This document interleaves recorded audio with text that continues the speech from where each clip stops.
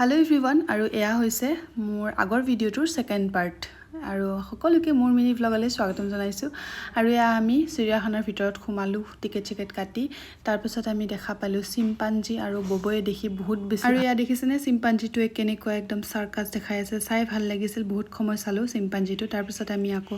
এইফালে চিৰিয়াখানাত আৰু বাকি বস্তুবোৰ চাবৰ কাৰণে আৰু গৈ আছো তাৰ পিছত অকনমান বৰষুণ দি আছে আপোনালোকে ভিডিওটো ধৰিব পাৰিছে চাগে অকনমানকে বৰষুণ দি আছিল গৰম লাগিছিল বহুত গৰম লাগিছিল এই কাৰণে অকনমান ভাল লাগিছিল বৰষুণটো দিয়ে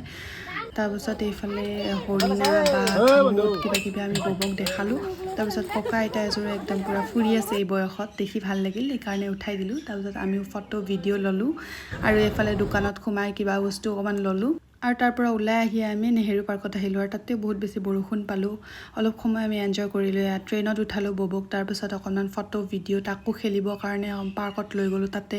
নেহেৰু পাৰ্কতে আৰু খেলিলে আৰু খেলি আমি এনেকৈ কিবা খাই আকৌ গাড়ীত উঠিলো আৰু এয়া আছিল আজি মিনি ব্লগটো শেষ কৰি দিলো please subscribe by love you